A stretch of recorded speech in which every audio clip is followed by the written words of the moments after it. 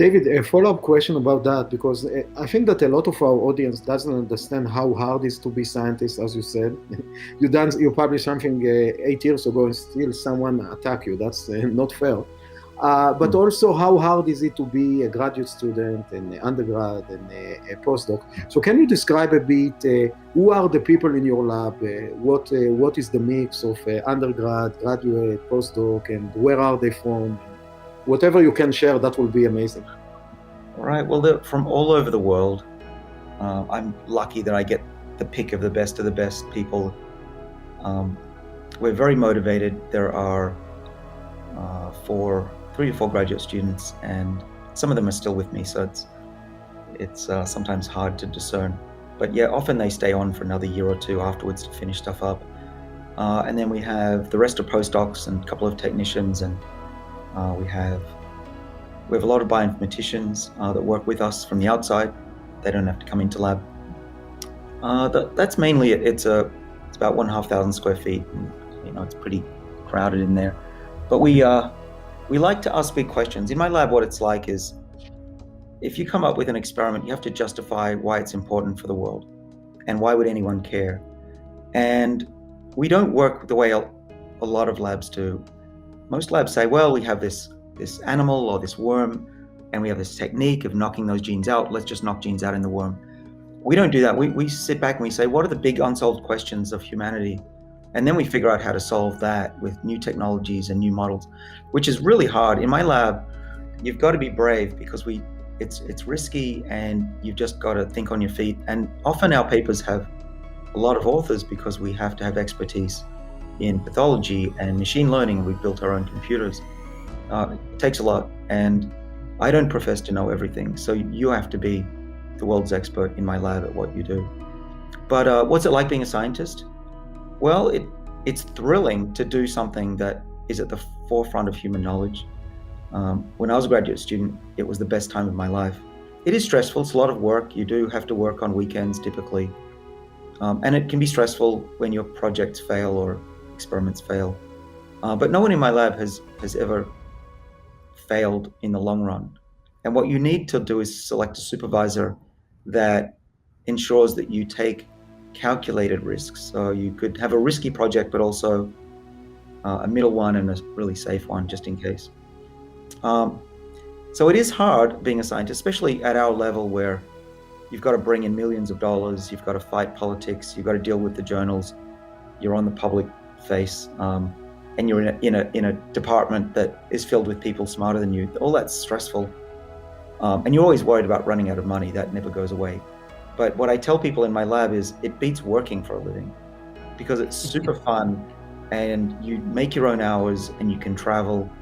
And as a professor, I could jump on a plane to go to London tomorrow if I wanted to.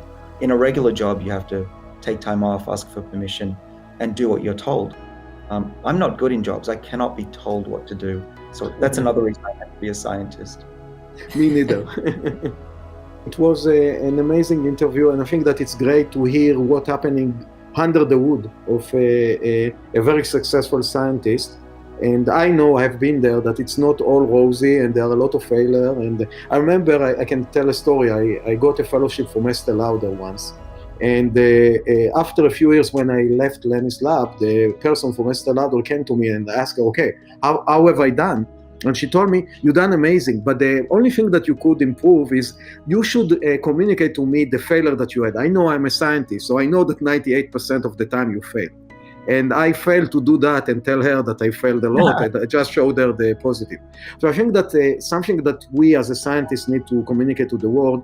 Yeah, it's fun, and you can fly to London, all of that, but you have a lot of stress, and maybe David is more successful, so it's not 98. For me, it was 98. But still, 90% of the time you fail. And you need to wake up in the morning and say, okay, this direction didn't work, I will go to the left or to the right. And that's you need to be very creative and hardworking. And you can see that someone like David done it amazingly, and he continued to do it. If someone somehow got your phone number and asked you to tell them one thing that you do every day to impact your longevity, what would you say to them before you deleted their number and blocked them? In fact, Texting is a very good way to communicate with me. If you work with me, that is. My lab can text me, and they do all the time. One thing I would say that's changed my life a lot is to eat less often. And I've gotten my 20-year-old body back. I feel great. I sleep well. I've always skipped breakfast as best I could. I'm not a morning breakfast guy. But if you need breakfast, I would say try to skip dinner or just have a really small one, because that period of your body not having food to process is, I believe, extraordinarily beneficial. And it's not that hard. But I wouldn't start with skipping 2 meals a day and all snacks. It's too hard to do that. But work your way up to it. I know this is a long text, but it's a good question. I drink a lot of coffee and tea, and then hot water, and then just cold water. I fill myself up with liquids, and that's the best way to get rid of that feeling to go eat. But also, if you're anything like me, 80% of eating is just because you're bored or you want to do something. Or you don't actually need to eat. And so there's also this mindset. You do need that ability to say, I know, brain, you want me to go do that, but I'm not going to do it. And that takes some willpower. It's not simple. But actually, once you get to my stage, and it takes about 3 weeks, it feels weird to eat that much. And you'll certainly look and feel better because of it.